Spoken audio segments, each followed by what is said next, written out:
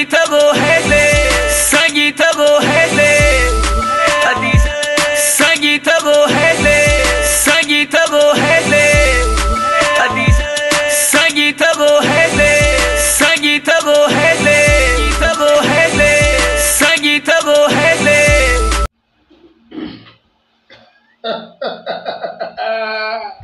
Kentoko montre les mains. Bande Konangai, nous surtout la République démocratique du Congo. D'ailleurs, on peut s'abonner encore mbote une fois de plus. Ndenge na ebisa kibino ke toko lâcher te.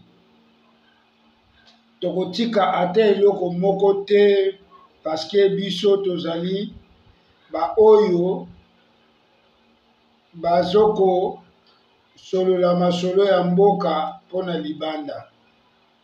Na masolo ya mboka na biso pona libanda tolingi toyebisa bino lelo boye.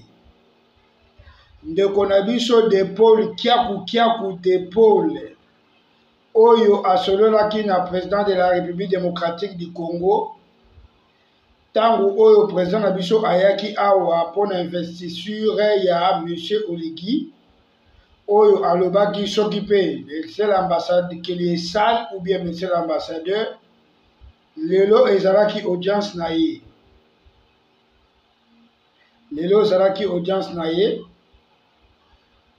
Va proposer 1 an de prison et 1 million d'amende pour na futa monsieur l'ambassadeur. Ndenge to bandaki koyebisa bino ke plaignant na ye ezali monsieur François Luambo, monsieur l'ambassadeur de la République démocratique du Congo. Et représentant na ye ezali monsieur le ministre et conseiller monsieur Anatole, celui qui était présent aujourd'hui au tribunal de la première instance de Libreville. Ngai nazalaki présent na tribunal.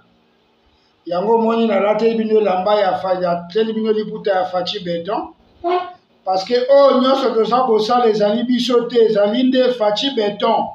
Pona makambo ya mboka yango nde tozali kobundela makambo ya République démocratique du Congo.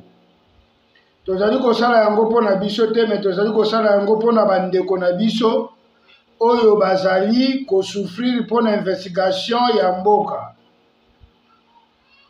Bandeko na ngai ba émission ezali ebele ya kosala mais soki tozali kosala yango te parce que tolingi tosala ba émission na temps réel et ba émission ya lokuta te ba émission ya solo. Tokotiela bino ba image ndenge nini ndeko na biso d'épaule kiaku a participé lelo na tribunal na première instance na plaignant na ye.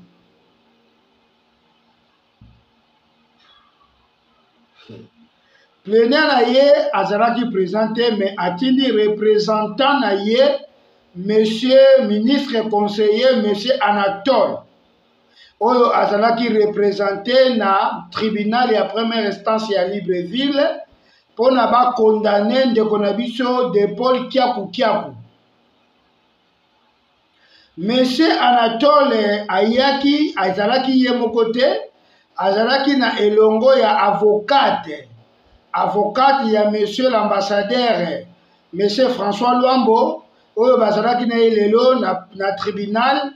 Tokolakisa bino ba image ndenge tini tribunal ezalaki na ndenge ya arrivé ya ba détenu oyo bazalaki na prison mais kokoma na bango bakomaki oyo bozali kolanda wana ezali ba émission ya ba détenu ya tribunal ndenge nini bakomaki et ndenge nini bavandisaki bango et mission oyo boza komona mutu oyo atelemi debout ezali monsieur kiaku d'épaule na barreau.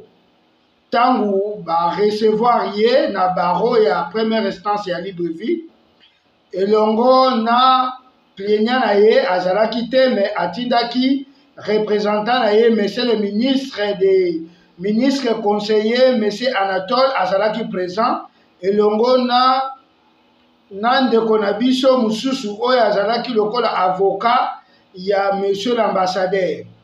Les 3 juges qui étaient devant Oyo Bazalaki pour juger affaire, juger que affaire des ministères publics contre affaire de l'ambassade de la République de la RDC contre le monsieur Kiakou de Paul. Celui le plaignant, c'est monsieur François Luambo. Jean-François Luambo, son excellence, monsieur l'ambassadeur, avec son compatriote Kiakou de Paul. Il était accusé, qui est pour la diffamation, ndenge alobaki na makambo ya ambassadeur. Bayoki pe bapesi 3 minutes, oyo ye asexprimaki po bayoka ye. Alobi ke asalaki yango na volonté na ye te, mais ezalaki manque de savoir et manque de la parole des Français. Oyo oleke a placé ba moke l'ambassade le plus sale, ya pasaki ba moke l'ambassadeur le plus sale. Mais asalaki bolimbisi devant tribunal ya Gabon que ezalaki na volonté na ye te, nde akokaki koloba bongo, mais ezalaki manque de connaissances et de savoir parler na lopoto yango alobaki. Mais selon l'ambassade ya biso ya RDC, ndenge bango bayokanaki entre M. François Luambo et M. Anatole, qui est le ministre conseiller de l'ambassade, bango bayokanaki ke ba condamné 3 ans de prison et puis ba rapatrié na mboka République démocratique du Congo. Bandeko na ngai, tellement toza na mboka oyo ezali un pays de droit et puis un pays de loi, bango batalaki ndenge ndeko na biso se plaidaki maloba na ye, bamonaki ke bakoki kokondane ye bongo te, nde bango baye kokondane ye na 1 an d'emprisonnement ferme et 1 million d'amende oyo akoki kofuta na monsieur l'ambassadeur. Mais bapesi yango a délibéré le 29 septembre 2025. Ndeko na bino de Paul Kiakou oyo bozali komona photo na ye na se ya Aigle TV officiel, yango tebisa bino bo s'abonner massivement. Biso toza awa pona kopesa bino be émission teke na bata oyo batu bazo koyebisa biso te. Toza na besoin topesa bino émission na temps réel, na temps oyo makambo ezali koleka. Ndeko na bino Kiakou de Paul ba condamné lelo oyo ngai moko nazalaki na tribunal de 7 heures tina tangu procès silaki nde ba délibéré ndeko na biso azongi prison, nde biso pe tozongi bandako. Mais nalingi naloba eloko moko na monsieur l'ambassadeur. Monsieur l'ambassadeur Jean-François Luambo et son conseiller ministre Anatole bokanisa teke biso tokolâche na ndenge ya intimidation oyo bino boza komemela biso na Libreville na Gabon. Non, tokolâche te. Soki François Hollande a intimidé France 24 pour na makambo ya koloba ya vérité ya France, mais lelo France 24 lelo ngeza la unité. Mais soki bino bozali ko intimider biso comme Congolais aza na ye peure azoko banga ke bakokanga ye toka lebi makambo yango mingi bakimi, mais ngai na ko kima bino te. Parce que ce qui na kimi bino, ça veut dire émission oyo ya Aigle Saint TV officiel et qu'on résistait lisusu te. Ngai nazali en tant que ministre et en tant que journaliste investigation ya Gabon. Donc naza kolandela makambo nyonso tu oyo eza koleka na mboka oyo. Yango naza koyebisa bino boyi. Bokanisa te na intimidation na bino ke biso tokobanga bino, non. Monsieur Kiakou de Paul a été condamné aujourd'hui, ça va être libéré le 29. Yango ba Congolais nyonso bazali kozela. Ba Congolais bazali kozela. Procès na ye le 18, mais est tombé le 18 te, est tombé aujourd'hui le 15. Oyo ba condamné. Ba vidéo yango wana eza koleka. Botala ba vidéo koya na ye nandenge azalaki na baro, nandenge bazali kosambisa ye, mais comme azali accusé akoki koloba makasi te, yango biso tobombi yango. Mais tokotika yango boye te, toko continuer yango tina suka. Mais comme émission na biso tosala yango ndambu tolingi te ke bosuka na bosilisa pose émission, toza na pose na bino ke bolanda émission tina suka. Yango toyebisi bino boye. Monsieur de Paul oyo boza komona photo na ye eza na se écran na Aigle Saint TV officiel. Bo s'abonner. Il a été condamné aujourd'hui par la tribunal de première instance de Libreville, par un an proposé par 1 an de prison et 1 million d'amende pour la foutre ambassadeur. Monsieur l'ambassadeur lui-même, le plaignant, n'était pas là, mais il a envoyé son envoyé spécial, monsieur Anatole, monsieur le ministre conseiller de l'ambassade, monsieur Anatole, il était là bien présent, avec l'avocate de l'ambassadeur, elle aussi, elle était là présente. Après avoir plaidé de notre frère, monsieur Kakou d'épaule, madame avocate et monsieur envoyé spécial de l'ambassadeur, bazui par na bango pendant combien de temps ba surchargé ndeko na biso pour ba condamner bango souci na bango ezalaki nini ba condamner na 3 ans de prison ferme et puis ba rapatrier na Congo. Mais tant que mboka oyo biso tozali eza pays de droit et pays de loi, batali mais ministère public alobi non.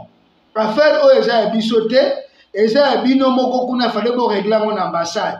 Mais ndenge bino boye nango awa biso pe tokoki kobese maboko na biso te, il faut tosala mosala na biso nde bango ba juge yango. Mais ezali malamu te ke omona numéro 1 de la République a accusé ndeko na ye pour condamner ye ou à perpétuité ou condamner à mort après bato babetele maboko. Monsieur l'ambassadeur, okanisa te ke biso tozo kobanga ndenge tomoni bozo kointimide bato, ngai nazobanga bino te, nakosala émission na ngai mpo bakongolais balanda yango ntina suka. Bakongolais nyonso tu ya Gabon, émission na bino yango le numéro 1, abonnez-vous massivement. Ndeko na biso bakondamne ye, baproposer 1 an de prison et 1 million d'amende. Toza wana bémission yango bavideo yango wana bozotala bokomona tribunal ya Gabon, bokomona ndeko na biso pe avandi atelemi liboso ya baro ndenge nini bazo kokondamne ye. Mais tellement towana besoin na bino bolanda émission na biso, tobombi elongi te, biso tobombaka elongi te, elongi na ngai yango oyo aza na posa ke akangisa ngai yeyo. Les deux François Hollande na François Bozizé oyo bosali alliance po bokangisa bakongolais, tozobanga bino te, tokofaire terre te, poso tofaire terre émission na biso koleka lisusu te. Nzambe apambola bino, émission ezo continuer, bosabone tokoya na page oyo mbala ya nsima lelo ezalaki nde condamnation ya ndeko na biso. Nzambe apambola biso nyonso bipai biso tozali. Napesi mbote na ndeko na ngai Jeje Kula Mambu, mobali ya mama Beton, mama Tete oyo baza na Wenje. Napesi papa Tela mbote, napesi maître Jaguar pe bandeko nyonso lokola Choisi Matata oyo azali kosoutenir biso na bémission. Napesi bino mbote Webo Gabriel, maître Mbuluki Yvon na Kebe, mwana mboka salon, bandeko baza na kanda, naza na besoin koloba mingi te, mbote na bino mbala sima tokokutana po tosala émission. Ndeko na bino Kiakou, il a été passé au barreau du tribunal du Gabon aujourd'hui. Il a été proposé de condamnation à 1 an de prison et 1 million d'amende pour payer à M. Jean-François Lambou. C'est lui, le plaignant, oyo azoko réclamer. Maintenant na mona te na mboka moko boye, mokonzi ya mboka akangisi mwana mboka na ye. Bokechu azoko finga koloba mikolo nyonso na poto, toyoka te bakangisa ye. Mais na Gabon bitumba yango wana. Lobi pe kozala lokola ngai bokoyoka. Nzamba pambola bino, émission na biso ezo continuer, oyo ezali première partie, deuxième partie ezali. Merci.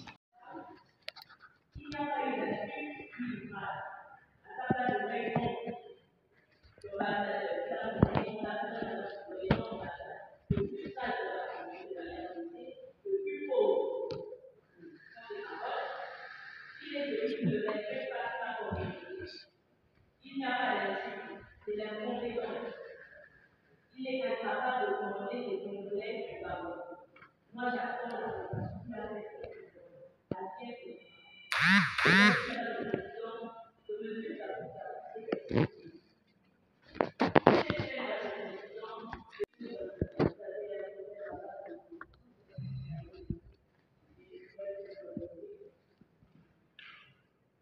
monsieur qui a dénommé le Paul, a fait circuler massivement 6 notes vocales de 6 à une valeur attente des 6 notes vocales dans lesquelles il faut inclure des annonces portant atteinte à la président à l'honneur de monsieur Paul. Permettez-moi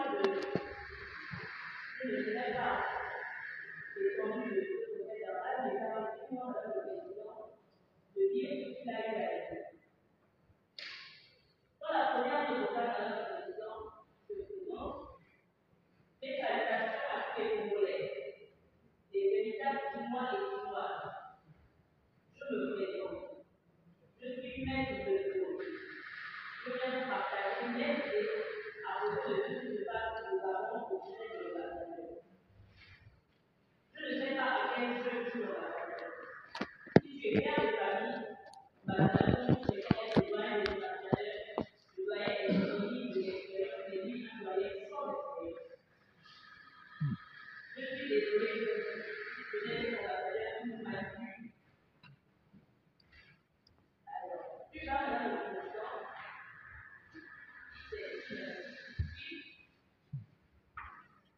c'est un mauvais pas. Il n'est pas